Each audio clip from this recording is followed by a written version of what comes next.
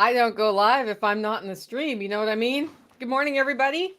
Welcome to the Friday live for Homestead happenings for Living Free in Tennessee, for the Holler Homestead, all the stuff we're doing. I'm a little frazzled. That's okay. It was kind of an active morning. I got up at about 6:30, which is a little later than I've been getting up lately, except for yesterday. That's a different story.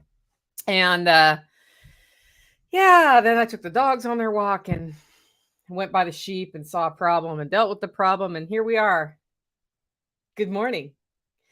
So today we're going to do what we always do on Friday, and that's do a live update like the Holler happenings, the Homestead update for Friday, July 22nd. I'm going to record it like it is my podcast. We are going to do the music thing. It's going to be great. So then after the live chat, the podcast is recorded, I will leave an uncomfortable pause after saying make it a great week.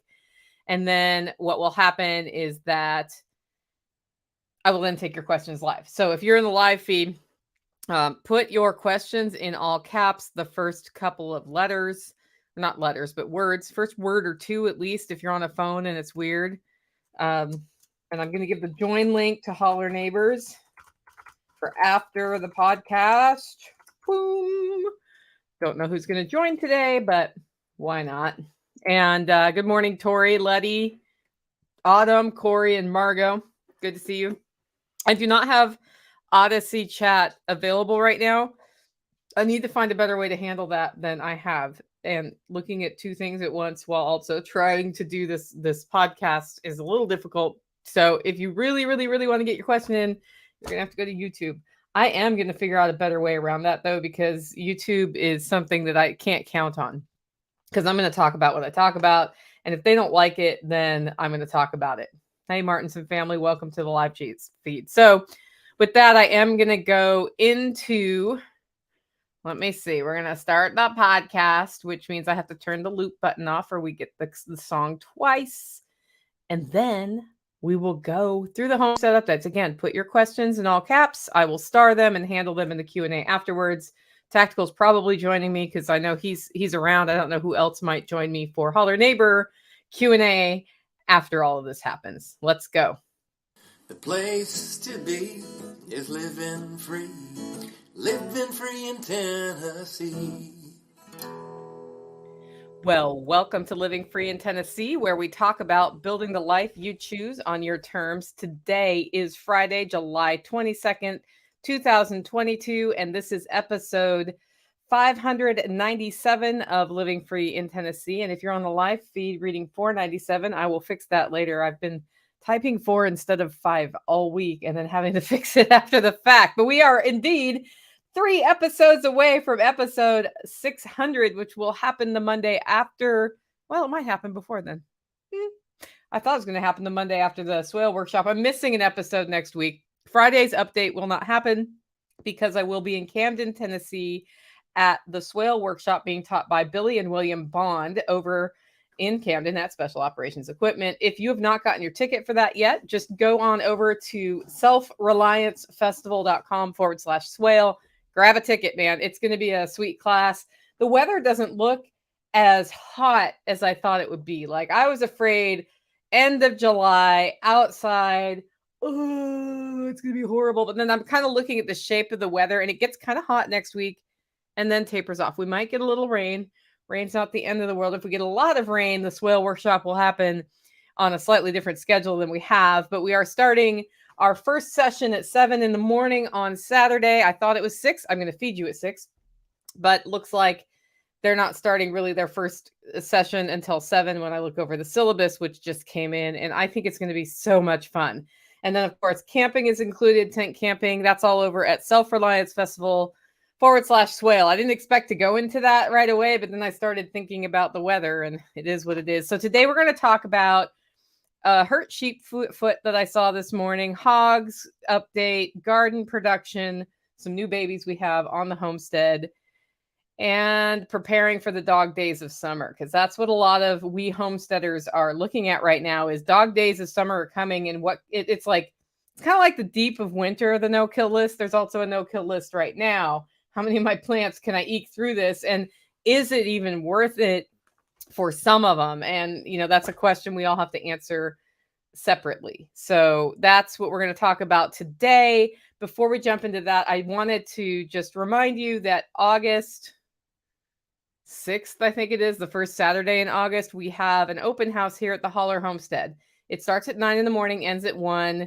And in my language of the invitation, I was like, and so you're leaving at 1, because after 1, we need to switch off, recover, and do a bunch of stuff. But I wanted to have more opportunities for the community to get together for free, because I do events here all the time and I charge money for events because events cost me money.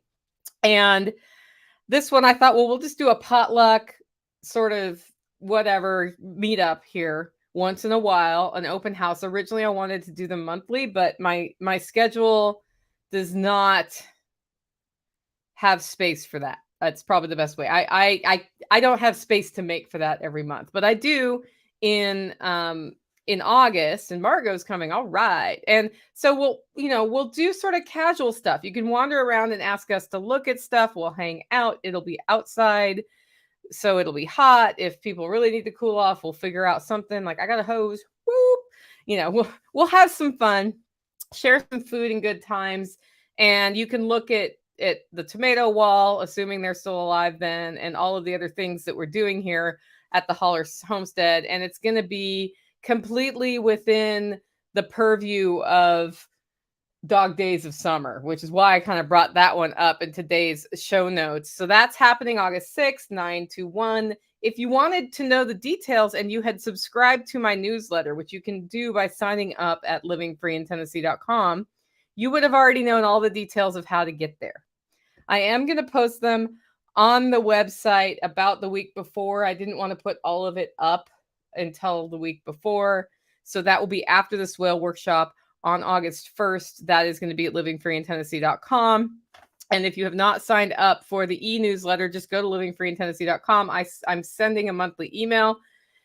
You could choose if you want the podcast episode notifications, which happen 3 or 4 times a week, plus the monthly mail, or just the monthly mail. If you have any trouble with that, let me know. I'm going to reconfigure, though, how that whole email thing works, just to make it easier for folks. So that is where you find cool information like what the open house is and getting the newsletter. And I'm starting to add some community elements to it. The other thing I wanted to point out is that there's a member webinar on Sunday at 4 p.m. If you are a member of Living Free in Tennessee, there's an email coming out today to clarify how you sign up for that webinar. It is also available through the Live Free Academy. We are forming an alliance with John Bush's Live Free Academy. I'm very excited about this. I love the work that he is doing and want to support it. And it just expands the ability for me to teach people important things like how to make your beef shelf stable, which is what we're going to talk about on Sunday, is how to can beef. And that is because we may see beef prices drop this fall. And if we see beef prices drop this fall and people are concerned about inflation, buy beef, canned beef, learn how to cook with canned beef. It's a win-win, because then if beef prices go up, you've got beef and you didn't have to buy a bunch of freezers. That said, I do like to keep my beef in the freezer. I also like having canned meats. Canned meats for me are like the easy button for making soups and stews. So when Nighthawk was sick last week or 2 weeks ago when he got COVID, we made chicken stew. Chicken stew came out of a jar. It was canned chicken that I actually had done at a workshop that I showed you all how to can chicken. Into the pot, boiled it for 5 minutes, added spices and some other stuff, made a very simple chicken noodle soup because he eats noodles, and it was delicious. It was fast. It was easy. And it was shelf stable until I put it into, until I made the stew, and then it's exposed to guys, shelf stable is relative, right? Things are shelf stable for a certain amount of time. So if you want to do the canning workshop, you're not a member, go to livingfreeintennessee.com/canning, and that will take you straight to Live Free Academy. There's a redirect, so it goes there. I also have the link in the show notes. If you want to follow it, that's directly to the Live Free Academy. And we will be doing that again Sunday at 4 p.m. It should take 2 hours, and that will be that. And Erin says, I love having canned meals. Exactly. I love having them too. Finally, if you want to send me feedback, frugality tips, anything, questions for Stump the Sauce, You can do that. Just send it via email, please. Not text message, not chat on Mewe, not chat on Telegram. Email. Nicole at livingfreeintennessee.com. That's Nicole at livingfreeintennessee.com. With that, it's time for our first segment of today's show, Forage. Full confession time from Nicole Sauce about Forage this week. I've been under the weather for a week and a half. I actually feel better today, so that's good. The Mullein tea is kicking in. And I haven't spent as much time looking around out there. I've been out there, I've done things out there, but I have not been foraging much. So the list this week should be longer. I should be telling you all the things you can get right now, but I'm going to tell you all the things I got this week because I was feeling a little under the weather and I slept more hours than usual. Just went to bed earlier. During the day, there's a certain benchmark that always has to be reached, and I sacrificed some of my favorite time, which is just wandering about picking things and preserving them for winter use medicinally or building them into our meals here, because something that's cool about living in the country is stuff grows wild that's good for you. This time of year, I'm collecting it for herbal remedies for the winter, because if I need an herbal remedy right now, I just go out and pick it and use it, which is why I've been making mullein tea. By the way, mullein is on the list of what is forageable pretty much year round in Tennessee, unless it's covered in ice, which is rare. And once the ice is gone, it's still there, right? So mullein seeds, though, are coming on. And so if you are a fan of mullein as an herbal remedy, something that's really cool is to get the seeds and scatter them about places where you think it will grow. Mullein grows in the most obnoxious places. Like it loves hard clay with, very little effort for fertility. It likes cracks between rocks. It likes rock like cliff sides. Mullein will also grow in kinder environments, but I tend to scatter it about, like my rock wall right now, what I'm working on. So every time a rock meets a rock on my rock wall, that's edge. And in permaculture, there's a lot of things that grow on the edge. So if you have a rock wall like I do, retaining wall, in between each of those rocks, things will grow. That's what's going to happen. So my job right now is to encourage things to grow on that rock wall that I want there instead of perilla and that invasive vine that I don't know what it is that grows everywhere here, that I'm still pulling out of my garden of all things. Okay. So, or grass. I mean, I could let grass grow there. I don't really want grass to grow there. And so I've been planting mints in there. I've been scattering plantain seeds. I've been scattering mullein seeds. I have this one crack where just randomly a comfrey plant started coming up. So I'm like, yep, you can go right there. That's where you want to be. And that's a very good crack plant. We're going to talk about crack plants today. Not that kind of crack plant, guys. Not that kind of crack plant. So mullein seeds are coming on. And you might want dandelions. That's a perfect environment for dandelions. So you can collect those seeds and scatter them about. And then you start encouraging the sorts of things you want. So other medicinal plants are also going to seed. Keep your eye out for that. And I think goldenrod should be doing its thing right about now. So that's coming on. My dill seeds are totally ready for harvest. I'm about to harvest some just from the hillside. I ended up with a dill hedge and I didn't harvest any for use because I'm hoping to have a recurring dill hedge there. So I've been shaking those seeds out just right where it is.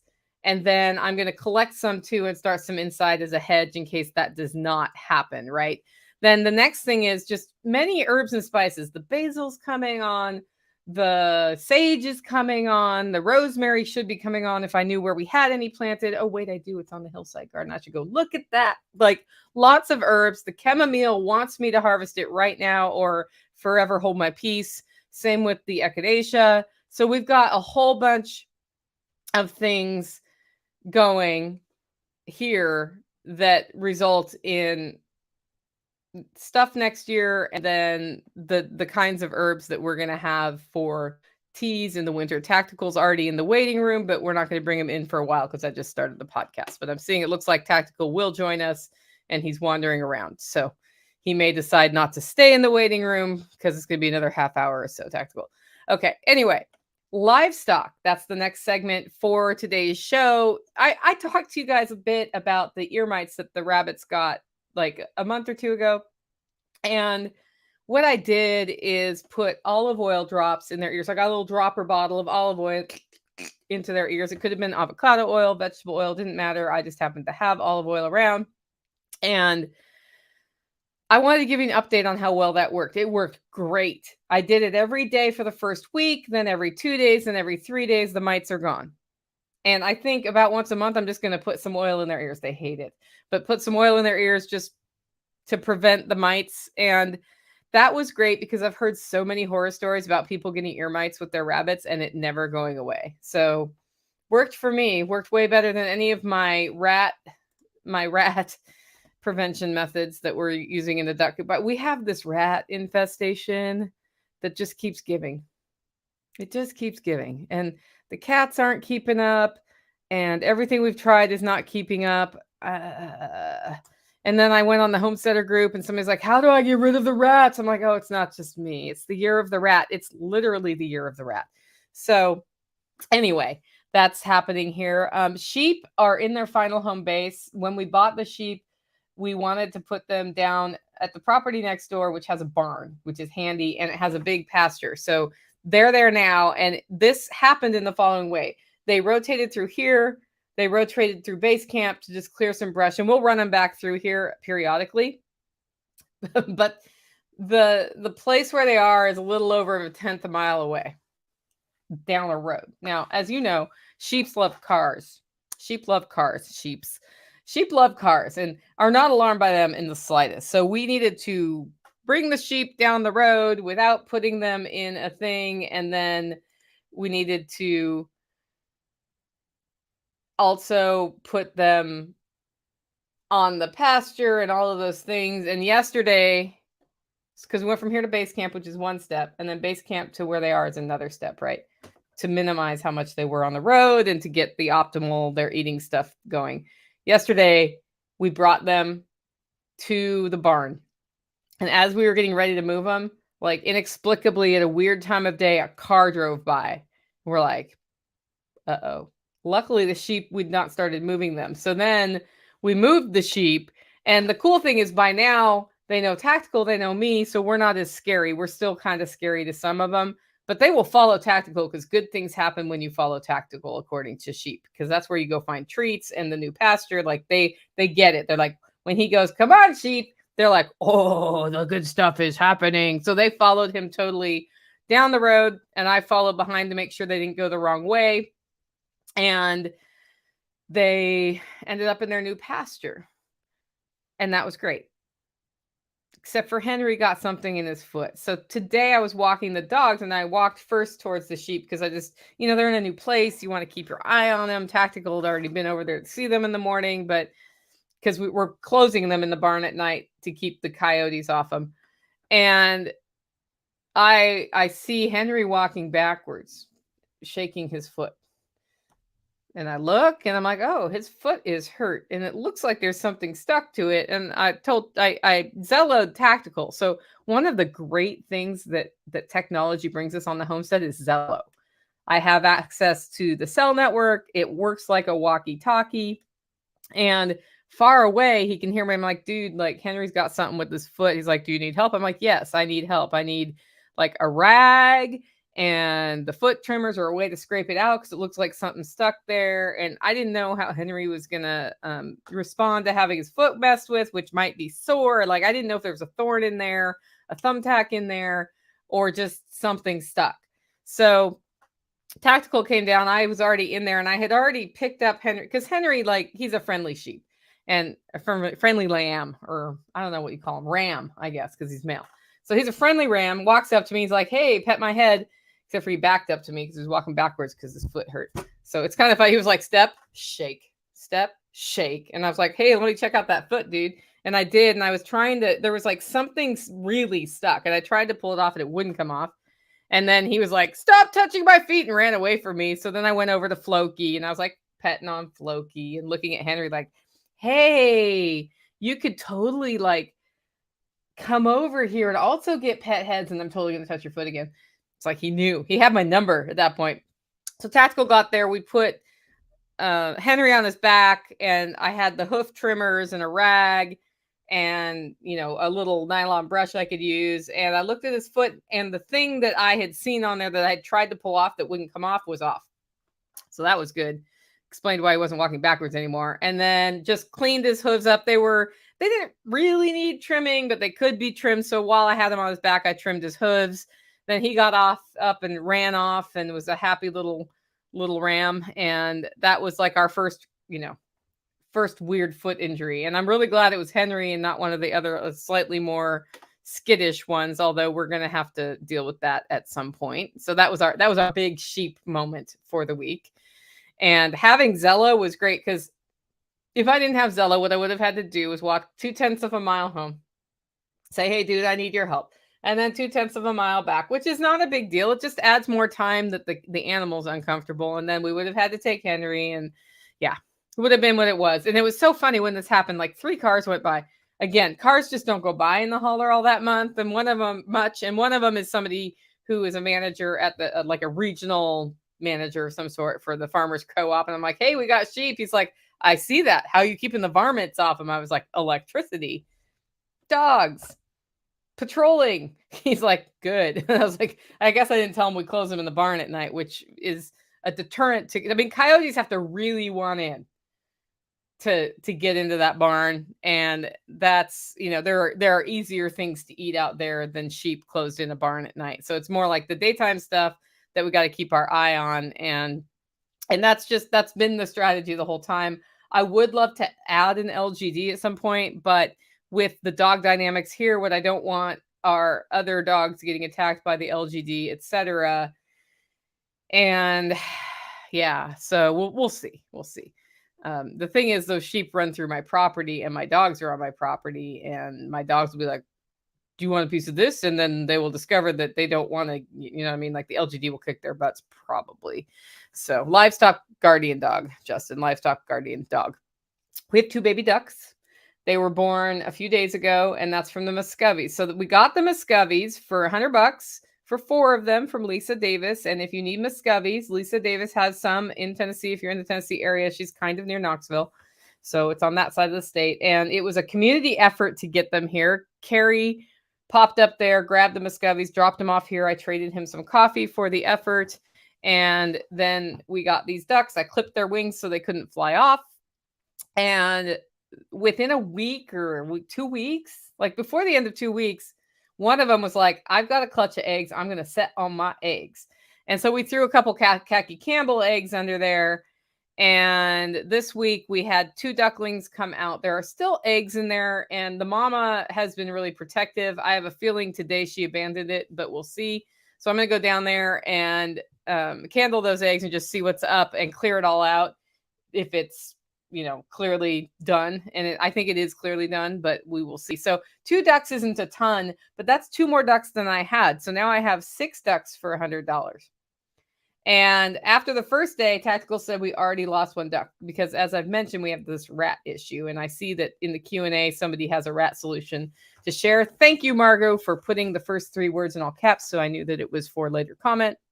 Appreciate that. Looking forward to reading about that. And anyway, so he said there's only 1 duck left. I'm like, really? Because there was 2 when I was down there. He's like, well, when were you down there? And I was like, after they got let out, I wanted to go down and check out the little baby ducks because little baby ducks are cute. He's like, oh, in that case, there are 2 ducks. I just only saw 1. We thought a rat had gotten it. And I'm not sure that that the rats can get past Mama Muscovy, but we will see. So that's kind of why I'm concerned about the rats, is we had the khaki Campbells hatch babies, and the babies disappeared pretty quickly. We think it was the rats getting them because there was nothing left. It wasn't like there's dead baby chicks. It was like they're baby ducks. It's like, nope, just no ducks. They just got taken. It like a raccoon ain't getting in there, man. A raccoon ain't getting in there. I'm going to use the word ain't today on my podcast. So that happened, and I love it when we get little baby animals. And the purpose of the Muscovies is they will reproduce, and that the males that they make can be used for meat. They're good foragers, and we have not let them out to forage. So the next thing we're going to do, because we've kept them in sort of a yard and the coop situation, going to bed at night to get them in that habit and to orient them on where home is, where the food is, next thing we're going to do is let them roam. So I don't know when we'll do this, but probably, I guess, Tactical and I need to talk about if we do this before or after Self-Reliance Festival. No, not Self-Reliance Festival, the Swale Workshop. It's like in the same place. So everything's Self-Reliance Festival at the SOE compound to me. So we're going to see about, 4 o'clock in the afternoon or so, opening up that run to the rest of the yard and kind of let them intermingle with the khaki Campbells, who they've been sharing a coop with a wall between them. And then at night, see if they go back. And then if they don't go back, a merry chase will ensue that I will say, I wish I had a camera on that, but I was too busy chasing ducks to put a camera on it because it's kind of hilarious every time we have to herd ducks. Hopefully they won't go to the pond. One time Tactical and I had to herd them out of the pond while Mom was trying to video it. And finally we needed Mom's help too. And we were up to like pond water to our waists. So that was fun. That was a fun cold day. Hopefully that won't happen because that's not super fun. Okay. The pig pasture is rehabilitating very quickly. So I think it's been 2 months since the pigs were on there and the grass is back. There are a couple of places where they made wallows that are still sketchy looking. We mowed it, 2 days ago. And what happens is the pigs planted some vegetables for us. So we have a yellow summer squash, what looks like a cushaw plant, and I think one was tromboncino. Then we have a couple of tomatoes coming up, and we are collecting seeds from all of those because those are probably going to be fairly robust varieties for this area. And it's kind of a fun little, bonus vegetable patch that has popped up that since we don't have any animals in there, we can just encourage it. And I always call those things the Franken squash because it's very fertile down there after the pigs have been there. And the fertility yields some pretty big plants, like the squash plant, the cushaw squash runs the full length of the inside fence. And it's got big, giant, green, awesome looking leaves and some fruits on there. So we use those squash for us, but also feed them to the pigs in the wintertime. And then the seeds of that can help with deworming for the pigs, the goats, and the sheep. That's one of the things that you can use as part of your natural deworming deworming process. And of course, the best way is not to let them get worms, but sometimes stuff happens. Sometimes humans get worms too. Just saying. The dog conflict, a while ago, we had a big old dog fight. So we're back to where dogs are not quite interacting as normal, but we're ready for the next step to try to get Tactical's dog back into a comfortable interaction with ours. And the thing is that we've kept them apart so long that when they see each other, they're like, I want to play, but I'm a little sketchy about who you are. So it's time to put purposeful time towards orienting them so that in the wintertime, if his dog wants to come into my house, it's not like a big thing. Right. And I think that's important to get done before winter, which means we start now because guys, winter is coming. I know we're going to talk about the dog days of summer next, but winter is coming. And that's the thing about being on a homestead is winter is coming. It's hot as can be right now, like really freaking hot out there during the day. I get up early. It was 70 degrees this morning. That was awesome. I was like, this is when I want to clean up in front of the house where all the stuff just kind of gets dumped under the cover so it doesn't get rained on. This is when I want to do it, not 4 p.m. when I do my homesteading stuff, which is why it just keeps getting, accumulating.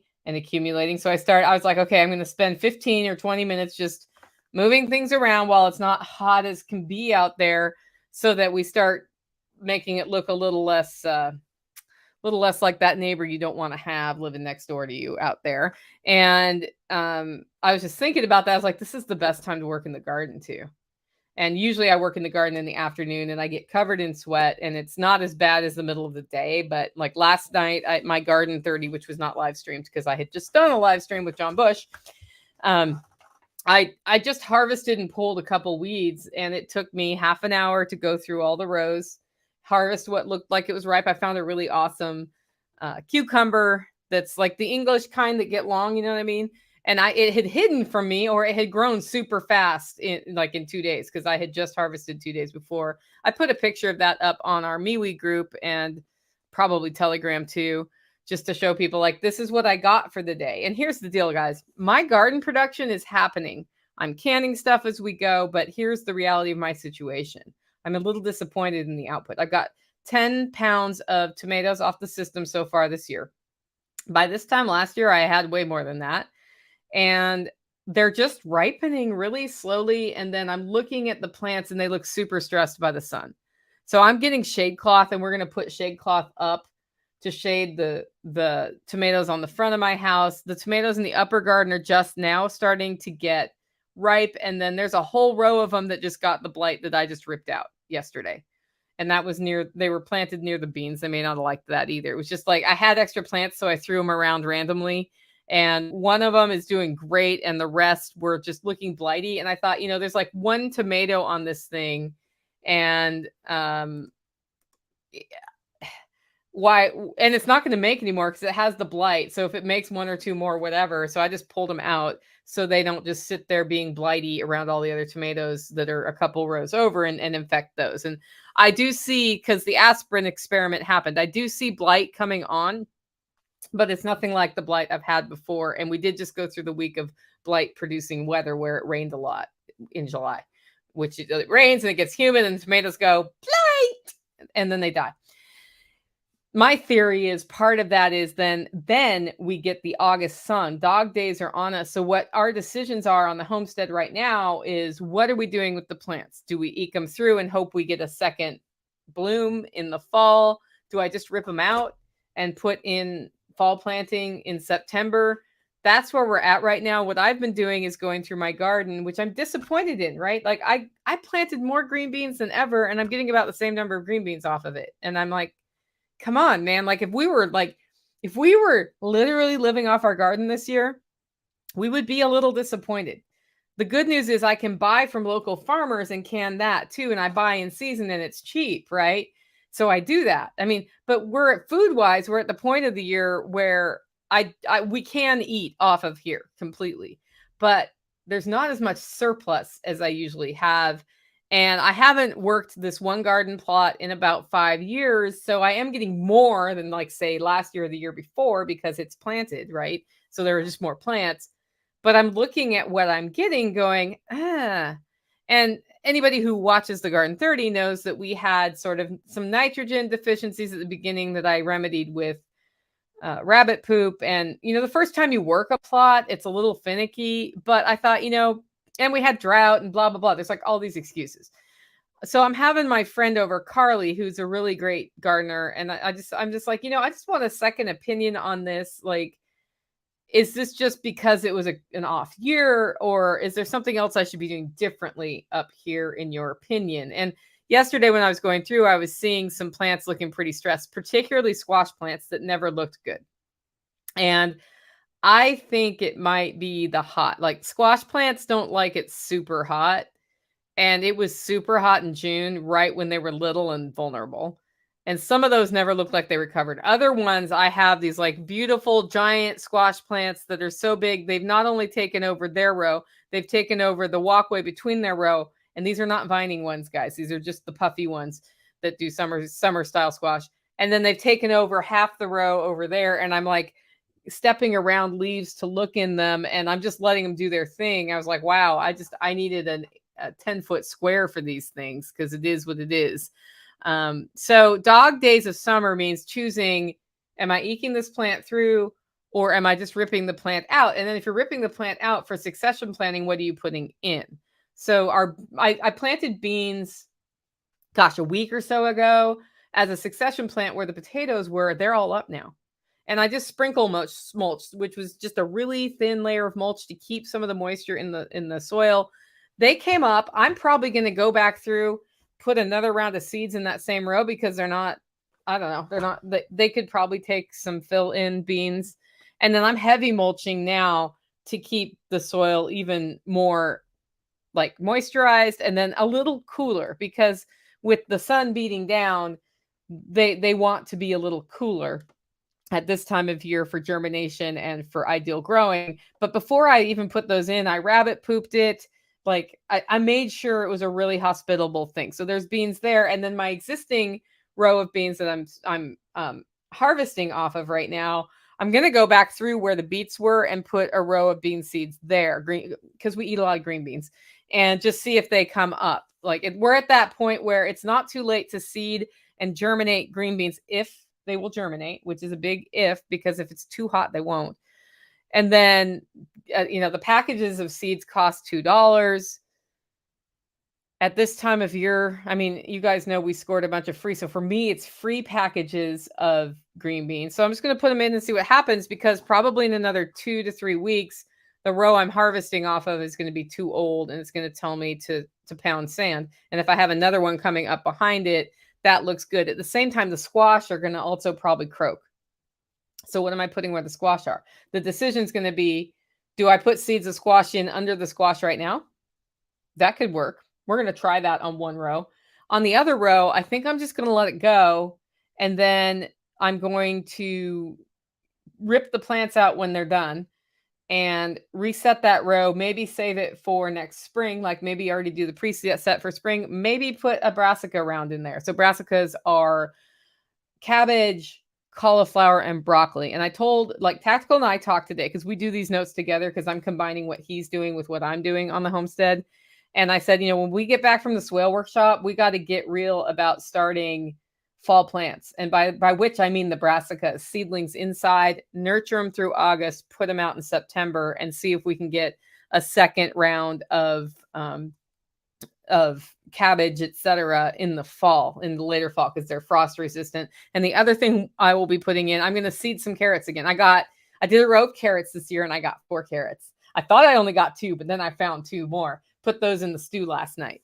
So, so I'm going to do another row of carrots and just see if we do a little better with a sort of a fall planting. And that means finding a place for them that I can shade right now. And Tactical has a bed sort of in a shady area in front of his cabin. So I think what we're going to do there is put a bunch of carrot seeds out and keep it watered, and hope that does some carrots again for more of a late fall harvest. What has happened to me in the past when I do that is I don't get a late fall harvest, but they overwinter and I get a very early spring harvest. And all you have to do for that here is get a little bit of landscaping fabric. I use the fabric so the water from the sky goes through and waters them, and then it keeps them just that much warmer on the soil when we get the really cold days. I've totally overwintered carrots and had a pretty good harvest in the past. So that's what's happening there, just on the succession planning. It's saving seed season. On TikTok, I started showing how to save tomato seeds. The first good tomato of every variety I grow, I save the seeds from. So to do that, you take the tomato, pull the seeds out, and then I put them in a mason jar with water, and I put a paper towel or a coffee filter over the top and screw the thing down to keep flies out. Ferment it for 7 to 14 days. I usually go 7. And then I carefully spread them to dry, and then on a coffee filter. And then when they've dried, I collect them and put them in a seed packet for the winter. And then I start from seed again, early spring / midwinter. It's actually usually still winter when I start those. And that's my tomatoes for the next year. Last year, I kept one plant alive the whole winter on my windowsill. And I need to decide if I want to take suckers. I have one plant out there that's doing super well, and it is a 140-year Timmy variety, which is a heart-shaped tomato that's a little lighter red than a ox heart. And so I may try to take a sucker from that and have an indoor tomato plant with some lights on it. We'll see. It'll be an experiment. I mean, like, for me, guys, that's just an experiment for fun. But it is time to save seeds. I have a fennel plant that did really well that I've eaten the fennel off of, but it had like 3 or 4 fennels because it had 3 or 4 plants. And I'm letting 2 of those go to seed and collecting that seed. Even though I have a bunch of fennel seed, that's now acclimated to my area. So that's happening with the seed savings. Let's see. I think that's everything. The shade cloth is needed. I'm going to just have to go make shade plants. And we are 100% eating from the garden this week. And, as I said, I'm calling on an expert, even though I've been growing vegetables for like 15 years here, because I'm wondering if it's the year or if it's me. And sometimes even the experts, in air quotes, you need, you're like, second opinion. Like, am I not seeing something obvious? It's good to know, right? Next segment is Holler neighbors and community. Nighthawk's doing way better. He had COVID and he's back to work, doing better. He enjoyed his chicken soup. I saw him yesterday. He kind of disappeared for 3 days this week. I'm like, if I don't hear from you by tonight, I might want to go make sure you're not in trouble. He's like, oh no, he worked a 14-hour day yesterday. So work's been going really well for Nighthawk. It's been a lot of hours. And so he came over and we hung out. We had a Holler stew last night. A Holler stew is usually like all the leftover meats and whatever from the fridge. But I did it a little differently because I've been feeling under the weather, as I mentioned. And I remember Xavier brought this up once on an Unloose the Goose episode, and I've never found the research, but I should, that when you're cultivating plants, I've done some research with people, and the plant realizes you need a micronutrient and brings that up into the plant, and then you eat the plant and you get it. Now, I haven't verified this or looked into it, but it's very interesting to me that could be a thing. And I thought, well, I've been cultivating these plants in the garden. They know who I am. I'm out there clearing weeds and whatever, giving them nutrient and touching them and saying, hi, nice plant. I like you. And if I'm not feeling well, maybe I'm missing a micronutrient that I just can't figure out. And so I went up there yesterday, as I said, harvested everything. And then I cut most of it up. I put a picture. I cut most of that up except for the tomatoes. I only cut up a few tomatoes, but I cut the squash and everything else that came off of there. Threw it in a pot with all the leftover meats from the week. Boiled it for 45 minutes with an onion.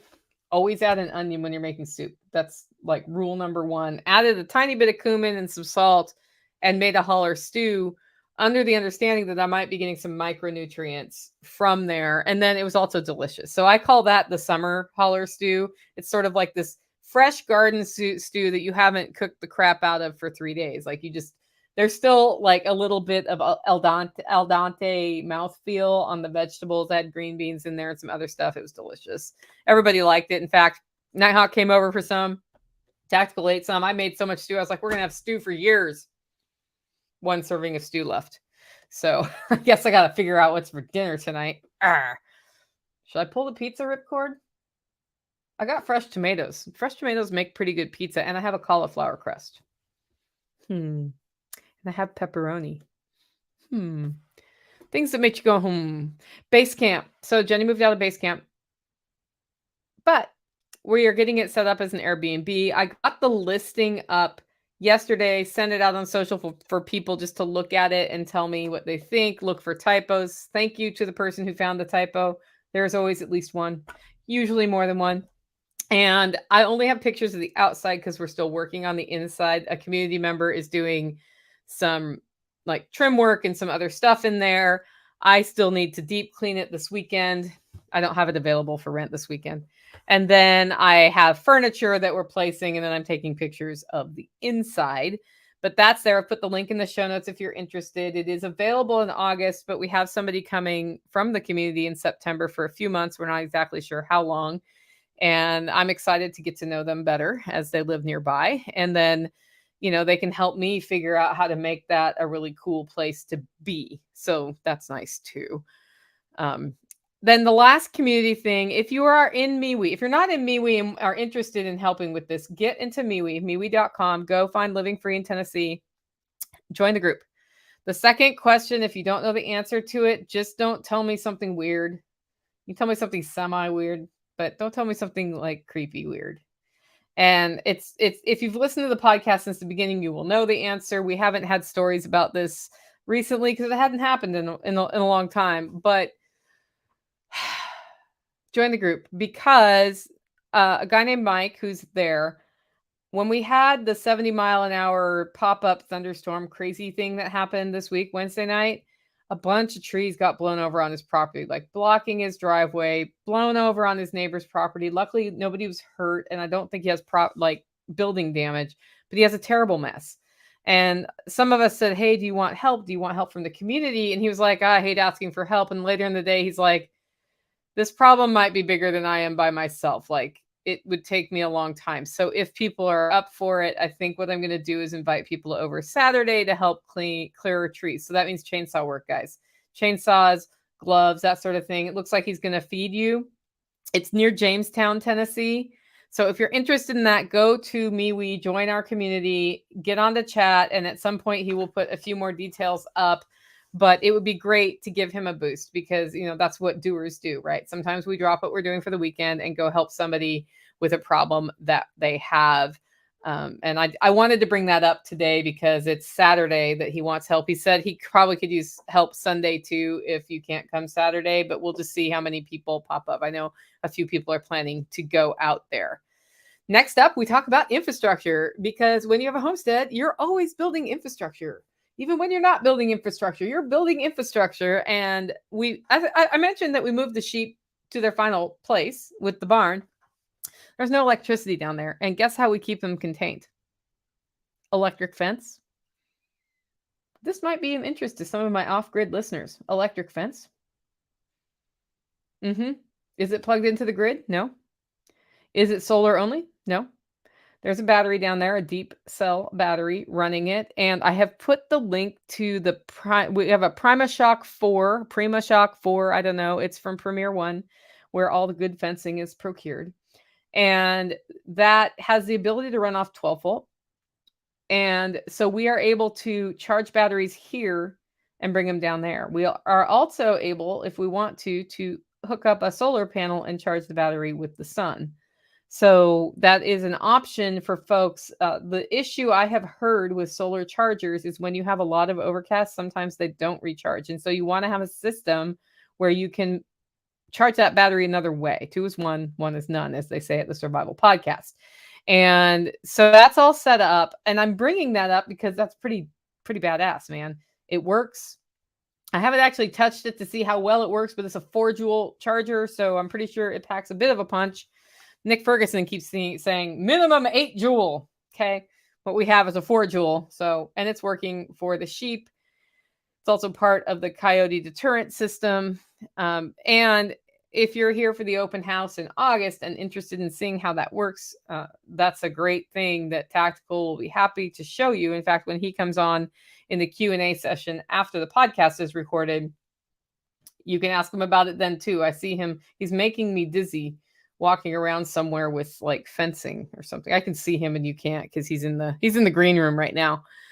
And then we are changing the storage plan for workshop things. Now that base camp is a sort of that temporary rental, the basement's available for shelves and putting things on shelves. So I'm going to move all of my workshop stuff, which are in a storage building here and in another storage place here and in a third storage place. I'm going to get shelves down there. It won't take up the whole basement, but move it all there into one area so that when we go to SOE and need to grab stuff, we can back up the truck, load out, and be done. And then at the spring workshop, we'll actually take it all out of there because at the spring workshop, we use all the things that I have, except for the event tent, which is stored at SOE now because I use it there more than I use it here. So that's kind of cool to have that as a resource. When we do the Airbnb rental for short term, basement's not part of the package deal. We have some people there who coming in who we know who are going to be there for multiple months. They will have access to the basement, both for storage and for accessing the laundry facilities, right? So they will we've already talked. They're okay with me having some stuff down there. And it's not stuff I have to get to every day, right? Like the swale workshop is coming. I'm going to need stuff. Actually, it's not there yet. But that's happening. And because we're redoing my prepper pantry, we're going to rip the roof off and reframe the roof so that we can then frame in the back of my outdoor kitchen so we can finalize the configuration of the outdoor kitchen and add a walk-in freezer so that I'm not dependent on consumer grade freezers for keeping meat, right? We've got this whole thing going on, but we'll keep those consumer grade freezers as a backup in case the walk-in goes out, but we're going to totally change how that's done. Some of that stuff's just going to that other basement because it's a cool basement, like not hot, cool temperature. And it is a little less exposed to the dust that blows on things from the air than where I currently store stuff in bins. And I always end up like having to deep clean everything because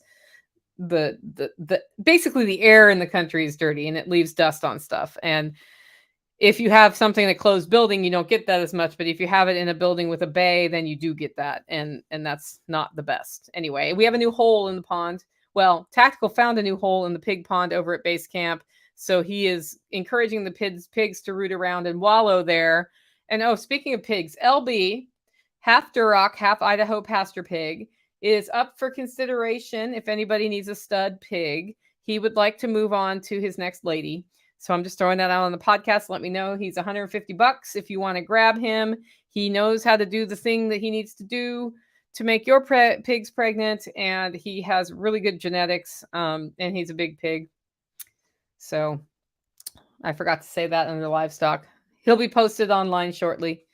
Under finances for the homestead, we just don't need to buy groceries right now. And I reach the state every year, and I still spend $10 to $20 at the farmer's market every week because I want to keep my relationships with the local farmers, because as I mentioned, when I'm not producing as well as I can be, they are. And so I can buy from them, and I have kept those relationships for years. And I know they don't expect it, but I still will go buy stuff. Best is when I can buy things in bulk from them at this time of year when I don't need it to eat, and just can it for the the winter. K-Bonk saying, one more for 100%. That's right. One of you hasn't liked this video. Like this video to help us fool the YouTube algorithms. Anyway, that's it. So that's the homestead update for today. As I mentioned, for people in the live feed, we're turning into a Q&A from here. Those of you on the podcast, I'm not going to make you listen to that because we go off onto any number of random topics. Of course, if you want to see the live stream ever, just go to livingfreeintennessee.com/live. You'll see where the next live stream is going to be, and it has links to it. I just set that page up this week to make it a little bit easier when I know things are coming. They're coming, speaking of which, 12:30 Monday, I'm going to be live with Toolman Tim. So if you want to check that out, we're going to talk about freeze drying and whatever else we end up talking about. It's going to be a great live. That's going to be what's featured next in my live stream, unless I also record Monday's podcast. I'm doing 2 podcasts. I'm basically recording 2 podcasts on Monday. So that's over at livingfreeintennessee.com/live. If you like the show, want to support the work I do here, you can do it in 2 ways. 1, get your coffee at hollerroast.com. 2, consider becoming a member. Details are over at livingfreeintennessee.com. Just go there, click on membership to find out more. With that, guys, go out, make it a great week.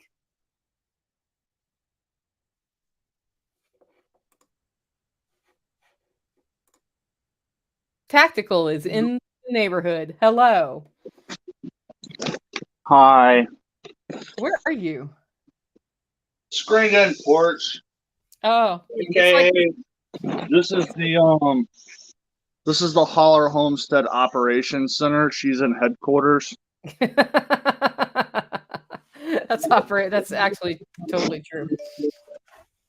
Anyway, so guys, we're going to go through your questions. If you have questions you want to know about what's going on here, or things that Tactical can better answer than I can, just, put them in all caps. I'm going to start with Margot's comment from earlier, which is rat trap bucket.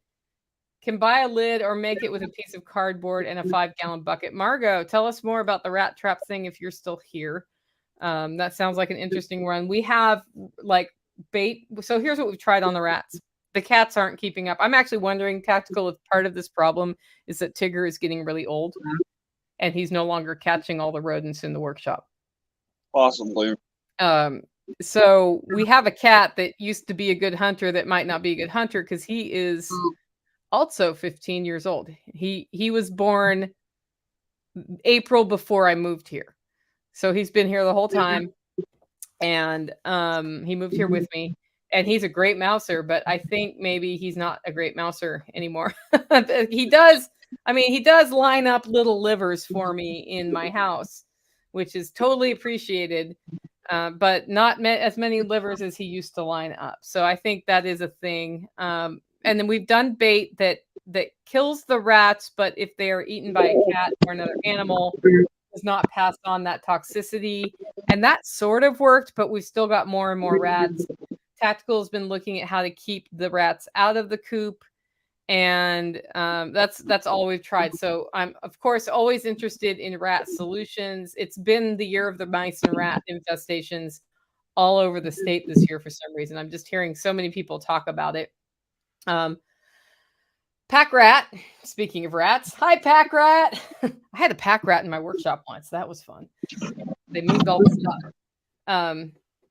So every time you move your phone, it makes a noise. Tactical. I was just other stuff so I could move my phone.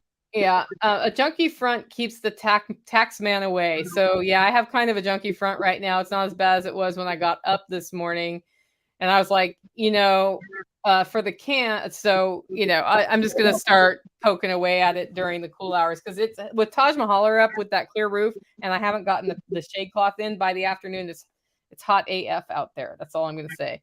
Put water in the can for the bucket and they will drown in it overnight. Okay, yeah, I've heard about that. Yeah, Jack Russell Terriers for the rats are great ratters. Yeah, but then I got to have a Jack Russell Terrier here and I don't want one. I know what those things are like. Those things are intense. Those things are more intense than Sunny. Does Sunny have terrier in her? No. Okay. She acts like it. Layla, I think a lot of her energy comes from the ACD and the Chow Chow. Yeah, Chow Chow. Sunny's got Chow Chow in her and Blue Healer. I don't know why there was a dog fight this year. Layla Eubank, I think it's the year. This is my first year growing a garden, and my sister next door keeps assuring me that everybody is struggling this year. Yeah, it's like I'm getting production. I put a picture up yesterday. It was not an insignificant amount of food. But like usually I'm overwhelmed with production at this point. And then it just totally falls off in August because we hit the dog days, which is why I'm going to attack the dog days with shade cloth under the hopes that I do eat some of the plants through. But literally I saw 4 squash plants up there that they never amounted to anything to begin with. And I'm like, it's not like you're not recovering. It is what it is. Right. So that's where we go. Guys, if you want to get questions in, get them in, or we'll end the live chat because this is your conversation with us. Do you want to ask Tactical anything? Do you want to see anything that he can show you that's kind of close to the house that will be noisy when he moves his phone? But that's okay because we understand how this works. K-Bonk, how much do you use the outside kitchen and what volume are you doing processing from it? So I use the kitchen almost every day, except for this week, I was feeling super under the weather. And so part of what happened was extreme temperature changes I was having sensitivity to. So it was hot out there in the afternoon and I was not out there processing. I literally ran an electric canner inside my house all week instead of out there because I just I couldn't handle it. But this last weekend, I canned a dozen jars of green beans out there and let them cool out there because it was the stovetop instead of the electric, and I wanted all of that water going outside. But I often will cook out there. I'll cook because there's a Blackstone. I'll cook sautés out there.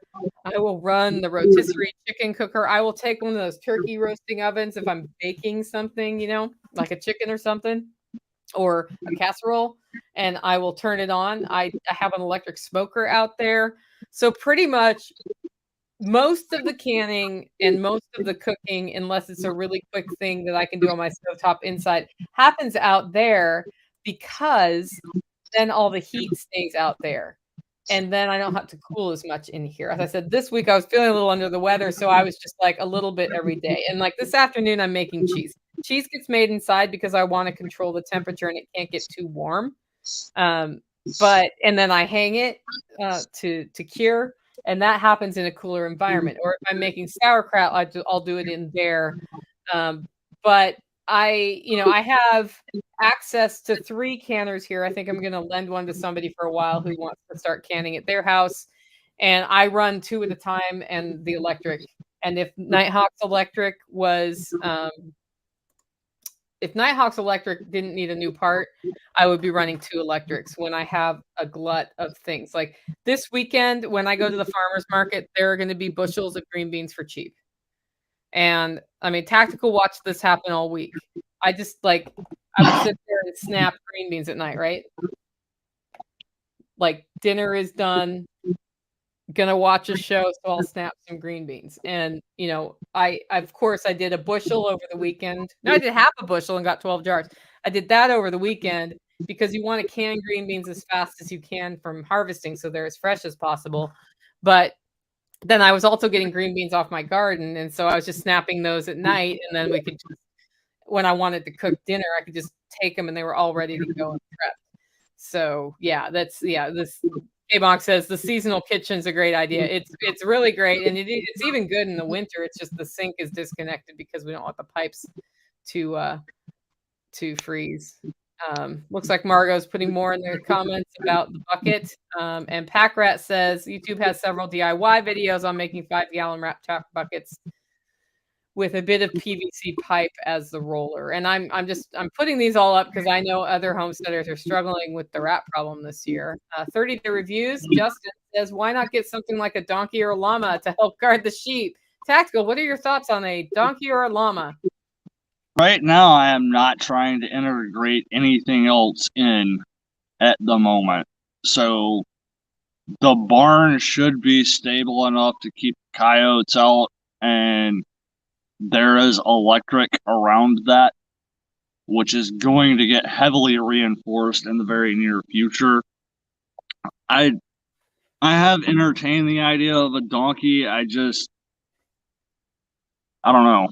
I don't have the warm and fuzzy about it. Yeah. It's like it took us a while to develop the relationships with the sheep. Like they let us take care of us grudgingly at first because they missed their humans, I'm pretty sure. And it was a new environment, and they're like, what the actual is going on here? And now when I walk by, like I walked by them, I walked today and I was like, hey, sheep. And they came running around the barn to check me out and be like, hey, we're here. So, now that they're happy to see me, it's a lot easier to think about, do we want to bring them in? Of course, Letty just suggested zebras are friendly with sheep and they'll keep predators away. I mean, if I could get an affordable zebra, I would probably be all about that because that would be really fun. Probably expensive though, like horses are expensive, right? So that's what it is. So Homestead Glamour Girl wants to know, where's the every homestead needs a tactical redneck tea? Tactical, where is that tea? That might happen. Now that you've said it. Yeah, he's working on the Self-Reliance Festival tea. So there will be t-shirts at the Self-Reliance Festival. I think we're going to do pre-order for that. But Tactical likes to do t-shirts, so that's great because I don't like doing t-shirts. I do them. Is the Department of Making You Sad going after your supplier discount mylar bags regarding their opaque mylars? Amazon is discontinuing sales after August 5th, according to the LFT and Mewe group. I don't know why that's being discontinued, or if the Department of Making You Sad is going after them. I can reach out to the owner and ask. It could also be a supply chain issue. I do know this about them, and he told me that pretty much for the last 2 years, the demand has been so high and then resupply has been tricky that they sort of have this ebb and flow of mylar bag sizes and different things. And that's just, it is what it is. And that's kind of hitting everybody everywhere. So combat drugs, I don't know what that means. Combat drugs, they say? Combat drugs. Not sure what that means. Pack Rat, tell me more. That supply chain issue is not just with canning supplies and whatnot. I've got several friends in, we'll say, construction-ish type fields, whether it's electrician, plumber, frameman, whatever. And there's so much new construction right now, and the demand is not there just to meet normal needs. So something that should cost, a panel that should cost $700 is $2,000 to $4,000 if you can find one. Yeah.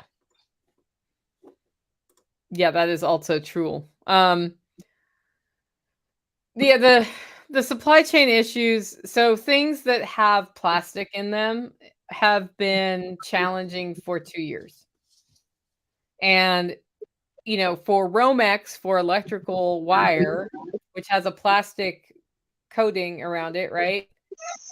All of a sudden they won't be able to get that coating, and the factory has to stop doing the wire, not because they don't have metal, but because they don't have that coating. And then they get it in, and then they produce a bunch, and then they sell a bunch.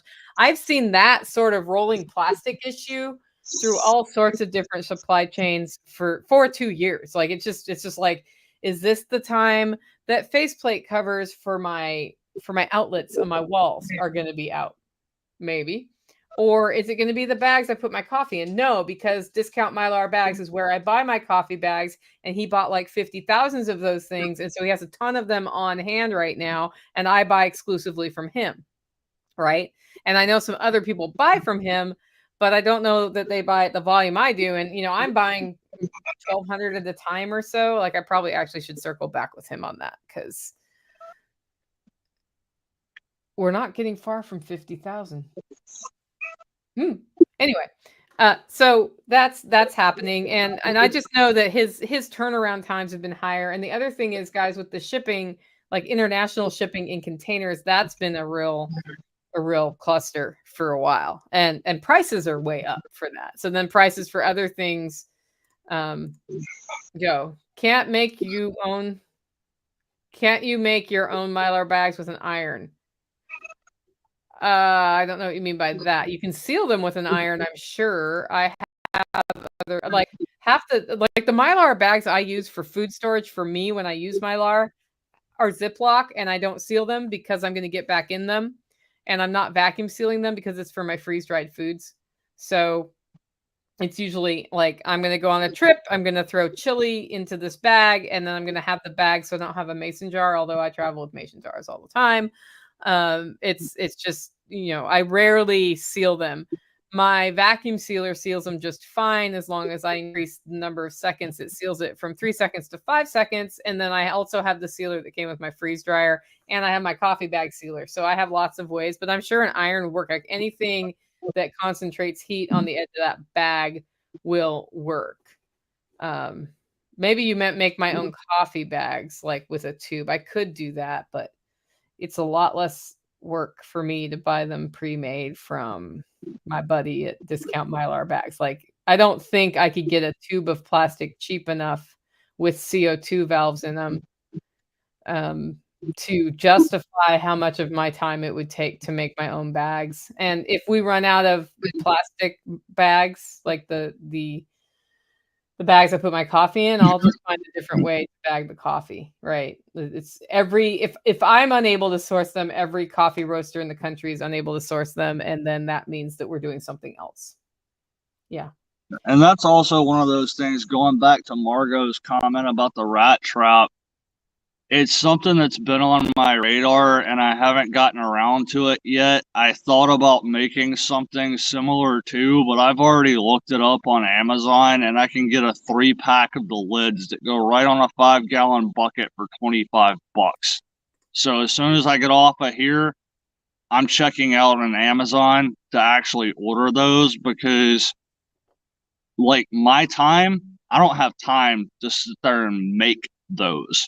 So it's more worth my while to just go on and order them, use them, and then it's just a snowball effect of, now I don't have to worry about 10 other things because I just bought something for $25.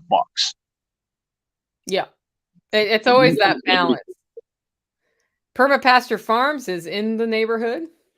That's where I learned about, so here's the thing, guys. You watch YouTube videos about how to care for animals, and then you go visit somebody on their homestead, like Billy at Pasture's farm, and he's like feeding his pigs. He's like, these are all the things I add to keep worms out, keep them clear in their digestive tract. And I was like, that's pretty cool. I don't do that. Now I need to start doing that. So don't underestimate the value of going in person to places and seeing how people do things. Just as an aside, since Billy walked in the room and I was thinking about squash seeds for worms. Billy's actually going to walk in the room. He's going to walk. I'm going to see Billy in person on Thursday. Woo! I know. William, stop either on the way there or on the way back. You can see how messy the front of my house is. Because it's too hot to put that stuff away. I'm such a weakling. Anyway, yeah, they can totally stop by. In fact, we're hoping that they will. We'll see. Depends on how much in a hurry they are to get back to their homestead to take care of things. But, if he stops by here, we might have to go live from here. That can be arranged. Yeah, that's true. That's true. Yep. It's a swale life, K-Bonk says. That's a good one. I should use that on a meme that we put out this week trying to sell those last few tickets to the swale workshop. That's good. I'm going to send that to Mama Sauce. I got a meme from her yesterday. It's the one I used in my my email newsletter that went out. But the first picture she had was like a swale of the kind that has a drain pipe and gravel over it. And I'm like, pretty sure we're not putting in a drain pipe and gravel where we're doing these swales, Mom. So if we put that picture in, people will be confused when they come and see that we're not doing gravel and drain pipes. So anyway, it was funny. So the thing about swales is the word swale means a lot of different things for different people. And what we're talking about doing is building a swale at 90 degrees to the contour of your land to catch water and retain it and spread it to places we want and then grow plants. And it's, that's why we call it drought proofing your land, or at least drought resisting it better. But swales are also used to move water away from things. So I have a swale in front of my house, which is built into a hillside to divert the water so it doesn't go under my house, right? And that one actually is paired with a French drain.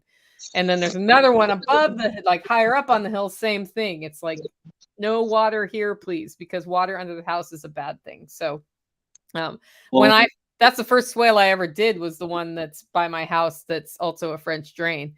So, and that was before I knew what permaculture was and what a swale was. So I was just like, swale, that's what I need. I'll show you this because I'm standing right by it. But hopefully you can see that. Billy, you ain't got nothing on this. This is what I like to call a redneck swale. I just took a couple of logs that I had to get rid of and laid them on the ground to slow the water down so it stops some of the erosion. Yeah, we're on a steep hill thinking about erosion problems. And some of that has meant reshaping the ground around here. But that's all. We're going to go over that in our October event, last weekend of October. We talk about the food forest plan for here and put it in. So that'll be fun too. Anyway, any other questions from the peanut gallery before we wrap up for the day, guys? Ooh, is that a cicada? Oh. Something made a noise. It sounded almost like a cicada.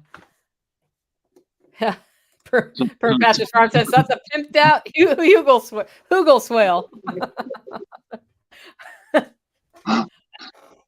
So my favorite thing about Sepp Holzer is his name. Because Holz is wood in German. And he's all Mr. Hugel guy, which is like putting wood in the ground and making, yeah. So his name fits what he does. That's all I'm saying. Pack Rat says, have a great day. Okay, I think we've run out of questions. Oh, we call him Peanut. Yeah. I'm calling everybody the Peanut Gallery. It is what it is. So also what we're going to do next here, I'm going to roast the crumbs out of some coffee. We're going to get this podcast out. And then I got a meeting with Willis about the Self-Reliance Festival. And we're going to start rolling out who's speaking in October. I think you guys are going to like the lineup. We have some pretty cool stuff. Always have cool stuff coming. Then we're going to get the swale moisture out of the coffee. What? I thought you were supposed to roast like the moisture or something out of the coffee beans. No, I'm just going to roast them and make delicious coffee. So anyway, we're going to get that done. And we are going to, oh, he was making fun of me and it like went totally over my head. That happens when I get serious and like focused, guys. I'm funny till I'm not funny at all. And I'm like, listen, I'm serious right now. And the serious switch has switched and that is what it is. Anyway, thanks for joining the live stream today. If you found it valuable, share it with some friends. We're going to look to see how fast we can get to 3,000 followers since we hit 2. And I will do a giveaway for 2,000. I just hadn't done it yet because I had to decide what to give away. If you guys have ideas for what I should give away, email me at Nicole@livingfreeintennessee.com. Guys, make it a great weekend.